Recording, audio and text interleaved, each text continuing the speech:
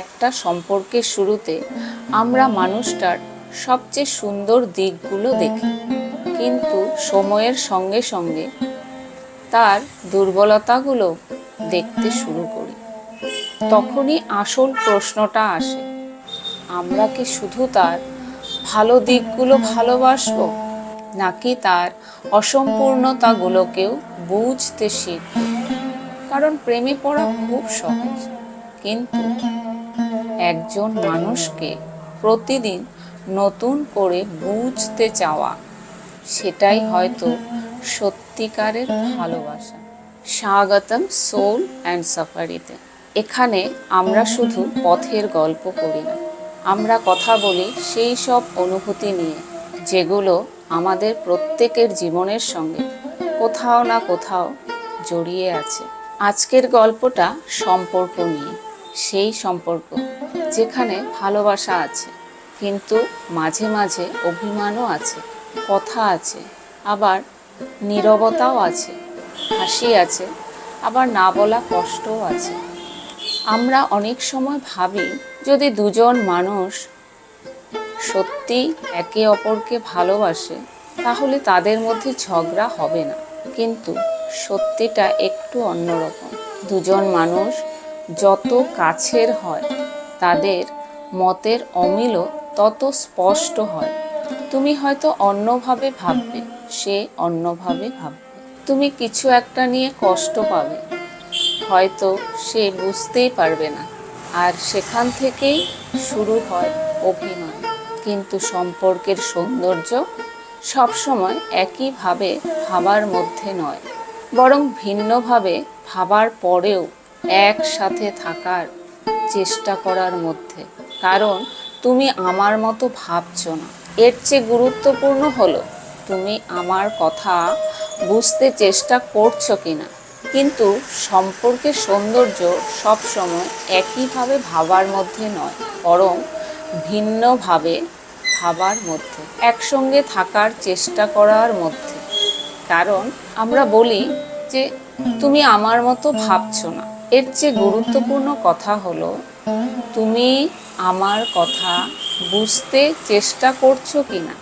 সম্পর্কে সবচেয়ে বড় দূরত্ব সবসময় কিলোমিটারে হয় না, কখনো কখনো একই ঘরে থেকেও দুজন মানুষ অনেক দূরে চলে যায়, কারণ তারা কথা বলা বন্ধ করে দেয়।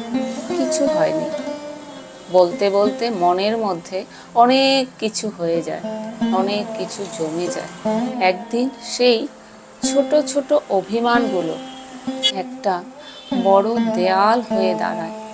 তাই কষ্ট হলে বলুন, রাগ হলে বলুন, ভালো না লাগলেও বলুন, তবে এমনভাবে বলুন যাতে মানুষটা আপনার বিরুদ্ধে না দাঁড়ায়, আপনার পাশে দাঁড়ানোর সুযোগ পায়। কারণ নীরবতা সবসময় শান্তি নয়, কখনো কখনো নীরবতা এমন একটা দরজা যেটা ধীরে ধীরে বন্ধ হয়ে যায়। সম্পর্ক নষ্ট করার ক্ষেত্রে অনেক সময় তৃতীয় একজনের প্রয়োজন হয় না, দুজন মানুষের ইগোই যথেষ্ট। আগে তুমি ফোন করো, আগে তুমি সরি বলো, আমি কেন সব সময় বুঝবো, এই ছোট ছোট বাক্যগুলো ধীরে ধীরে ভালোবাসার জায়গা দখল করে নেয়। কিন্তু একটা কথা মনে রাখবেন, প্রথমে কথা বলা মানে আপনি ছোট হয়ে যাওয়া নয়, আগে সরি বলা মানে আপনি হেরে যাননি। কখনো কখনো সম্পর্কটাকে নিজের ইগোর চেয়ে বেশি গুরুত্বপূর্ণ মনে করাটাই সবচেয়ে বড় পরিণত আচরণ। তবে এর মানে এই নয় যে সব ভুল আপনাকেই সহ্য করতে হবে। ভালোবাসার সঙ্গে সেলফ রেসপেক্টও দরকার। আমরা ভালোবাসাকে অনেক বড় করে দেখাবি, দামি উপহার, বড় সারপ্রাইজ, বড় বড় প্রমিস, কিন্তু দীর্ঘ সম্পর্কগুলো আসলে ছোট ছোট জিনিসে বেঁচে থাকে। খেয়েছো, বাড়ি পৌঁছেছো, শরীর ঠিক আছে, কেমন আছো, আজ তোমাকে একটু ক্লান্ত লাগছে, চলো আজ তুমি বিশ্রাম নাও। এই ছোট ছোট বাক্যগুলোই অনেক সময় বলে দেয়, আমি তোমাকে দেখি, আমি তোমাকে লক্ষ্য করি, তুমি আমার কাছে গুরুত্বপূর্ণ। ভালোবাসা সব সময় বড় কিছু করার নাম নয়, কখনো কখনো শুধু পাশে থাকার নামও ভালোবাসা। তাই যদি আপনার জীবনে এমন একজন মানুষ থাকে যার সঙ্গে আপনি ভবিষ্যৎ কল্পনা করেন, তাহলে শুধু তাকে ভালোবাসবেন না, তাকে বুঝতে চেষ্টা করুন, তার কথা শুনুন, তার নীরবতাও পড়তে চেষ্টা করুন, তার ব্যক্তিগত জায়গাটুকুকে সম্মান করুন, আর নিজের কথাটাও বলতে ভুলবেন না।